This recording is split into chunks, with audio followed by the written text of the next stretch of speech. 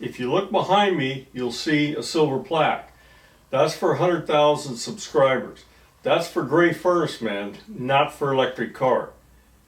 Would you please subscribe so I can get another one of them things? Thank you.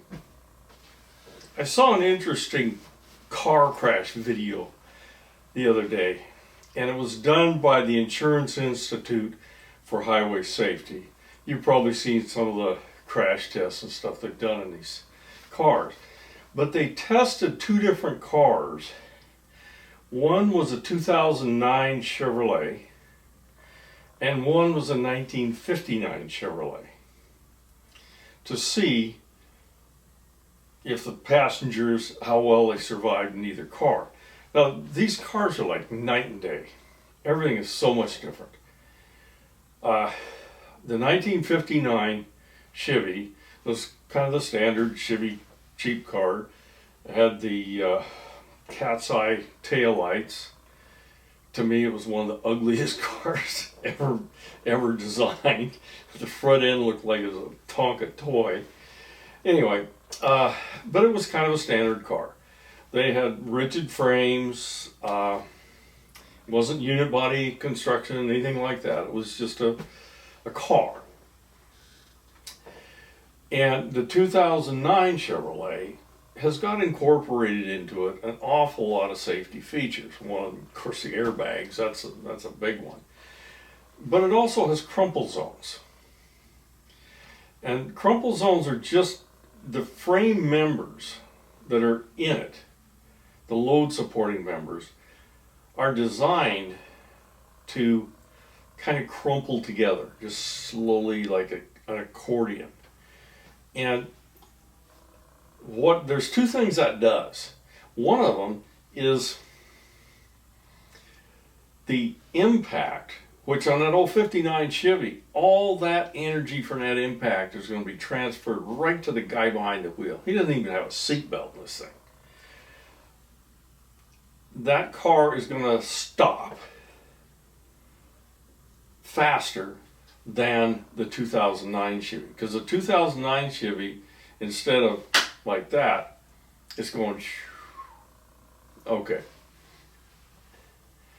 That's easier on the occupants because they don't feel the impact as much. When you see these cars come together,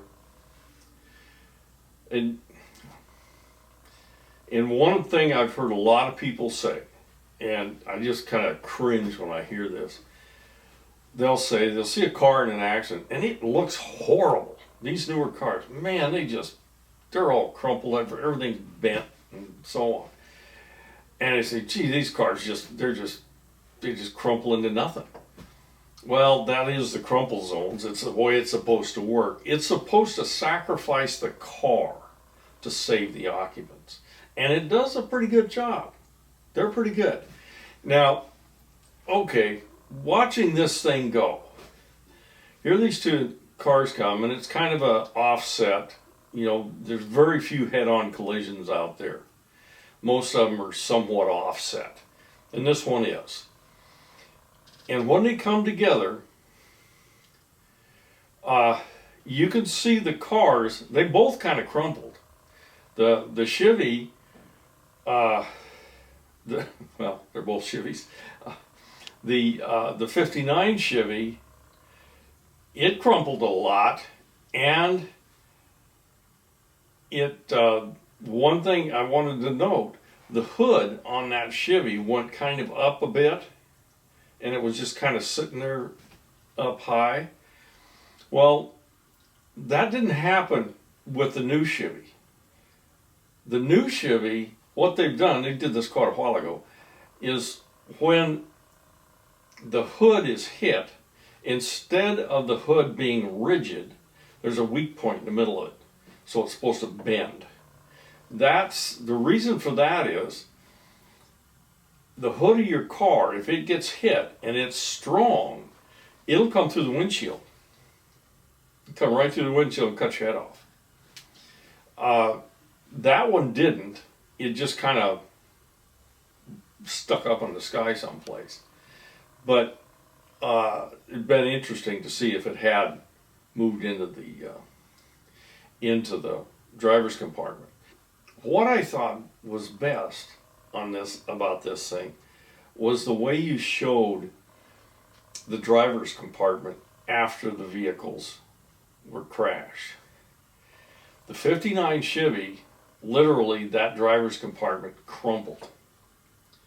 And of course there's no airbag. This guy hits his head on the steering wheel's coming back towards him because the steering columns at that time were just a shaft. And a lot of times if they got in a big accident, that thing would come straight for your nose. This guy's head's bouncing off the steering wheel, and I mean, this guy's dead. And I think there was a 35-mile-an-hour crash. I think it was.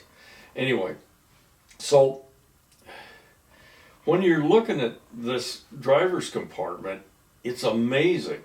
Chevy had a dog leg in the windshield. The windshield kind of came down and went like that where the front door was.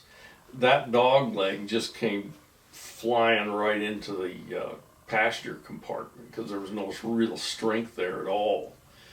And so the driver's compartment was essentially just crushed. Now look at that new Chevy, the 2009. The front end has done its crumple, but when it gets back to the firewall, it stops. There was no intrusion into the passenger compartment of that 2009. None at all. I can't remember what they said. One of the things I was looking at said that the guy in the 2009 Chevy either had a broken leg or a bruised leg or something like that. I just kind of wanted to go over these things so that you could look at these and see just how wrong a lot of people are about new cars and old cars. A lot of people saying, the new cars aren't any good because they're too light. No, they're not light. They're actually way heavier than the old ones. But they put the strength in the spots that are necessary to protect the occupants. So anyway, I thought it was an interesting little wreck, and it really showed how the new cars are so much superior to the old ones. Anyway, that's it on this one.